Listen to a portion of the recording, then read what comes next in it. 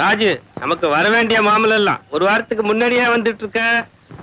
நாம மறந்தா கூட ஊர் ஜனங்க மறக்காம நம்ம வீடு தேடி வந்து கொடுத்துட்டு போறாங்க துரை. அதனாலதான்டா நான் ஆட்டாமையா இருக்கேன். அது எல்லாருக்கும் தெரியும். ஆனா ஒருத்தருக்கு மட்டும் தெரிய வைக்கணும். யார் அது? புதுசா வந்திருக்கிற இன்ஸ்பெக்டர். அழைச்சிட்டு வாங்க, பொரியா வைப்போம். ஏட்டையா, என்ன இன்ஸ்பெக்டரை காணோம்? லீவு போட்டு ஊரை சுத்தி பார்க்க போயிட்டாரா? எனக்கு ஒண்ணும் புரியலையே சார். என்னையா என்னையா?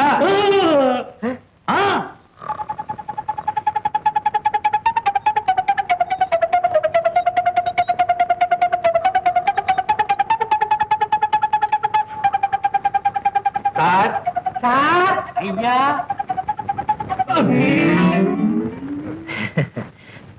ரொம்ப நேரம் தூங்கிட்ட போயிருக்க.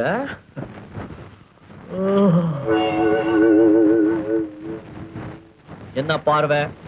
இன்ஸ்பெக்டர் ஏன் லாக்அப் ரூம்ல தூங்குறானே? லாக்அப் ரூம்ல தூங்குறவங்க கூட மனுஷன் தாயா? அவங்க கஷ்ட நஷ்டங்க எப்படின்னு நான் தூங்கி டெஸ்ட் பண்ணி பார்த்தேன். ஐயோ, பொய் சொல்லக்கூடாது. நான் எத்தனையோ ஊருக்கு லாக்அப் ரூம் எல்லாம் பார்த்திருக்கேன். ஆனா இந்த மாதிரி ஒரு லாக்அப் ரூம் என் வாழ்க்கையில பார்த்ததே கிடையாது. என்ன மாதிரி தூக்கம் உனக்கு தெரியுமா? சார், அப்போ ஒண்ணு செய்துங்களா? ஐயாவுடைய டேபிள் சேர அந்த ரூமுக்கு மாத்திட்டுங்களா? முதல்ல உன்னதாய வேற ஸ்டேஷன் மாத்தணும். நான் என்ன பேச எனக்காவே பேசுறேன். Excuse me sir. நான் இப்ப சாப்பாடுக்கு போறேன். சாயந்தரம் தான் வருவேன். எந்த புகார் வந்தாலும் வாங்கவே மாட்டோம்.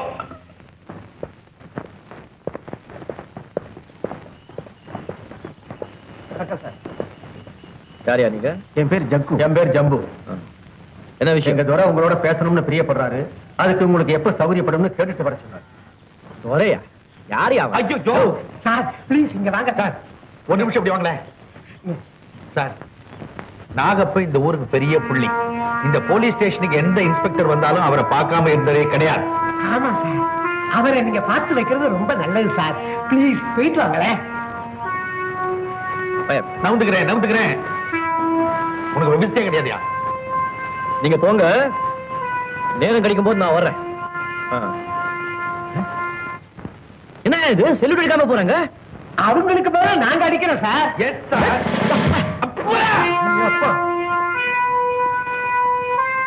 நாகப்ப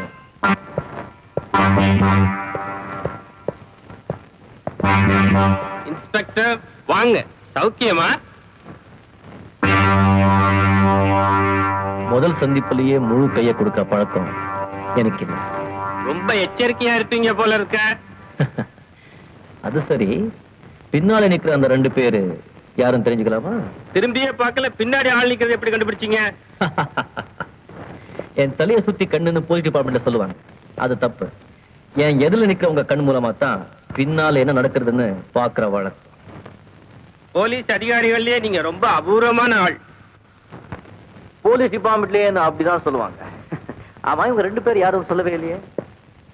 இது ராஜு, இது வேலு. ரெண்டு கை இல்லாம ஒரு மனிதன் எப்படி வாழ முடியாது, அது மாதிரி இவங்க ரெண்டு பேர் இல்லாம என்னாலே வாழ முடியாது. ரெண்டு கை இல்லாம ஒருத்தனால வாழ முடியும். ஆனா இதில் என்ன வாழ? அது எனக்கு நிறைய இருக்கு. அப்படி இருக்கிற மாதிரி தெரியலையே. எதை வச்சு சொல்றீங்க? அது இருந்திருந்தா இவங்க ரெண்டு பேர் இல்லாம என்னால வாழ முடியாதுங்கிற வார்த்தையே உங்க வாயிலிருந்து வந்திருக்காரு. இது முதல் சந்திப்பு. போக போக எங்களை பத்தி புரிஞ்சுக்குவீங்க. என்ன எதுக்காக சந்திக்கணும் சொல்லுங்க. இந்த ஊருக்கு எந்த போலீஸ் அதிகாரி வந்தாலும் அவங்க தேவைகளை பூர்த்தி பண்றது என் வழக்கம்.